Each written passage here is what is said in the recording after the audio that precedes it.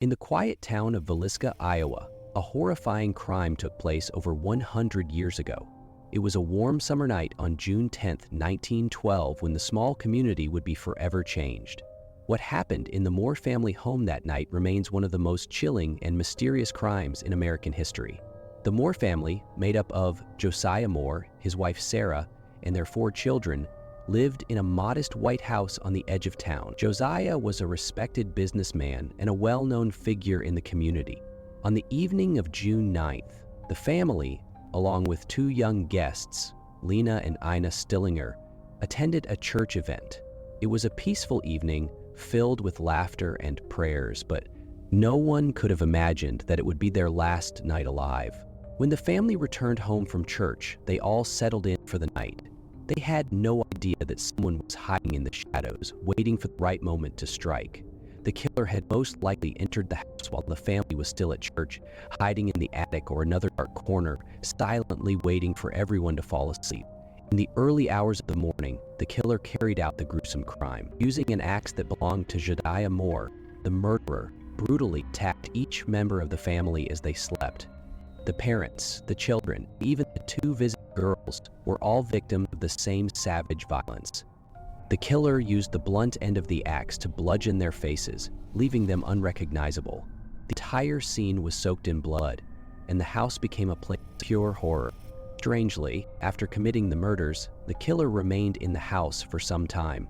Evidence suggested that the murderer covered the victims with bed sheets and pieces of clothing, perhaps as a sign of guilt or to avoid looking at what they had done. Mirrors in the house were also covered, adding to the eerie nature of the crime scene. Even more disturbingly, the killer left a piece of bacon by the axe and a plate of uneaten food on the kitchen table. To this day, no one knows why these strange items were left behind. The bodies were discovered on the morning of June 10th by a neighbor, Mary Peckham, who noticed the house was unusually quiet.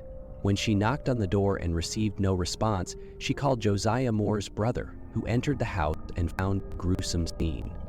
The news of the murders spread quickly throughout Villisca, drawing crowds of curious townspeople who gathered outside the house in shock and fear. Law enforcement struggled to control the crime scene.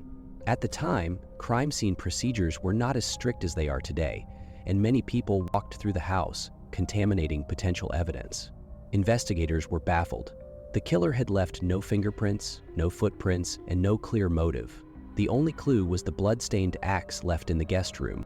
Over the years, many suspects were questioned, but no one was ever charged or convicted for the murders. One of the main suspects was a man named Frank Jones, a local businessman who had personal and business conflicts with Josiah Moore. Some believed that Jones had hired a hitman to commit the crime, but no solid proof was ever found.